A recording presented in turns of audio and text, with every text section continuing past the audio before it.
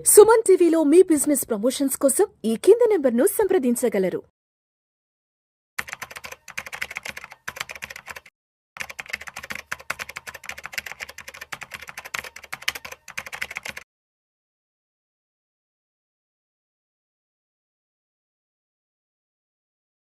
నమస్తే, నేను జీవి సత్యనారాయణ.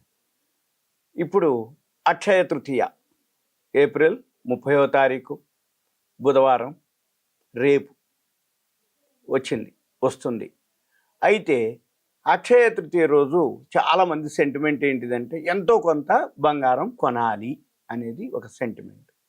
ఈ వీడియోలో మీకు ఏం చెప్తామంటే, ఒకవేళ కొంటే ఏంటిది, కొనకపోతే ఏంటిది, కొనుక్కోవాల్సిన అవసరం ఏమిటి, కొనుక్కుంటే అంటే గతం చరిత్ర, ఏ సంవత్సరంలో అక్షయ తృతీయ రోజు బంగారం ఎంత ధర ఉంది, ఇప్పటి వరకు సిఐజిఆర్ కాంపౌండెడ్ యాన్యువల్ గ్రోత్ రేట్ ఎంత రిటర్న్స్ వచ్చినాయి, ఒకవేళ బంగారం మీద కనుక ఇన్వెస్ట్ చేస్తే ఎలాంటి వస్తుంది, కొనొచ్చా కొనకూడదా అనేది తర్వాత సంగతి, కొన్న వాళ్ళు ఎటువంటి రిటర్న్స్ పొందారు అనేది ఒక 25 సంవత్సరాల నుంచి ఉంది మన దగ్గర డేటా, అది మీకు ఎక్స్ప్లెయిన్ చేస్తాం. ఇప్పుడు ఎప్పుడెప్పుడు ఏ తారీఖు వచ్చింది, అక్షయ తృతీయ 2000 సంవత్సరంలో మే 6వ తారీఖు రావడం జరిగింది. ఎప్పుడైనా కానీ వైశాఖ మాసం అంటే ఏప్రిల్ మే మధ్యలోనే ఉంటుంది కాబట్టి మే 6వ తారీఖు 2000 సంవత్సరంలో రావడం జరిగింది. అప్పుడు 4355 రూపాయలు గ్రాము ఉండటం, అంటే 10 గ్రాము తులం 4355 రూపాయలు ఉంది 2000 సంవత్సరంలో. ఇప్పటి వరకు కనుక సిఏజిఆర్ వేస్తే కాంపౌండెడ్ యాన్యువల్ గ్రోత్ రేట్ అంటాం, అంటే బార్ వడ్డీ, ధర వడ్డీ, చక్ర వడ్డీ అంటాం కదా, ఆ వడ్డీ వేస్తే 13.3% ఇవ్వటం జరిగింది. 2001 26 ఏప్రిల్లో రావటం జరిగింది తారీఖు. 4025 ఉంది, అంటే కొంచెం తగ్గింది. 2000కి వచ్చేటప్పటికి 2001కి వచ్చేటప్పటికి ఒక 320 రూపాయలు తగ్గింది, 330 రూపాయలు, 4025 రూపాయలు. దాని కాంపౌండెడ్ యాన్యువల్ గ్రోత్ రేట్ వచ్చి సిఏజిఆర్ 14.3 2001కి. 2002లో 16 మే 2002 4827 రూపాయలు ఉంది అప్పుడు. దాని గ్రోత్ రేట్ వచ్చి, అంటే కాంపౌండెడ్ యాన్యువల్ గ్రోత్ రేట్ వచ్చి 14%. తర్వాత మే 6 2003లో, అంటే ఏప్రిల్ మేలోనే ఉంటాయి అన్నీ, 2003 6వ తారీఖు అప్పుడు 5310 ఉంది, 14.2గా రావటం జరిగింది. తర్వాత 23 ఏప్రిల్ 2004లో 5713. మీరు గమనించినట్టయితే 4300, 4000, 4800, 5300, అంటే 2003 వచ్చేటప్పటికి 5310 రూపాయలు ఉంది.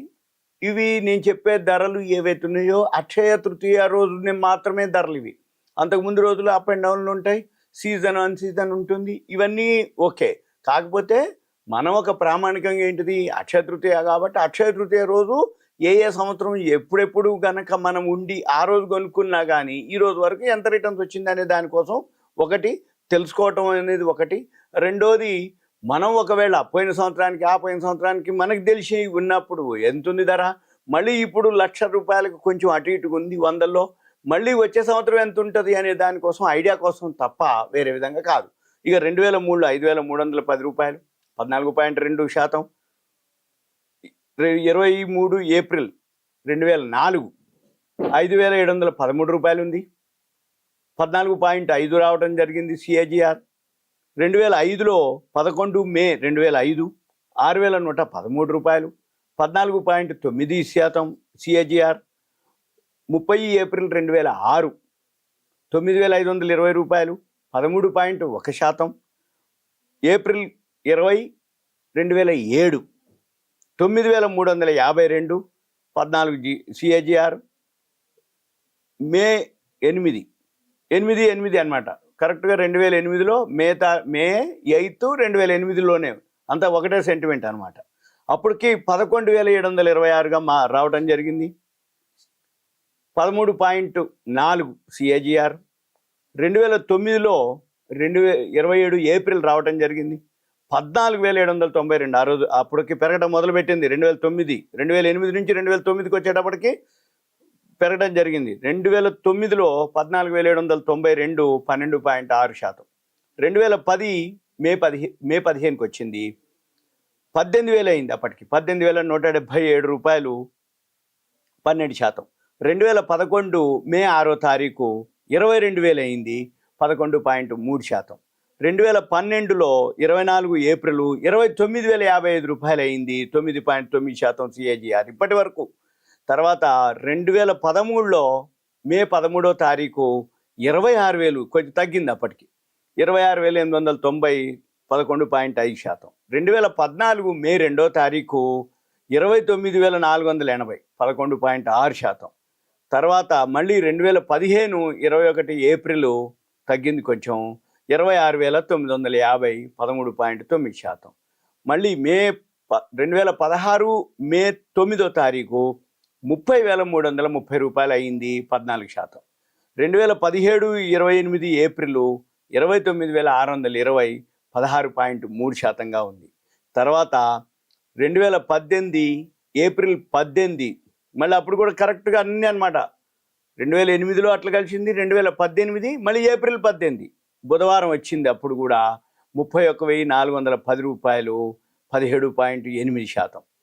మళ్ళీ 2019లో మే 7వ తారీఖు వచ్చింది 31,739, అంటే సేమ్ ఉంది అప్పటికప్పటికి 20.9%.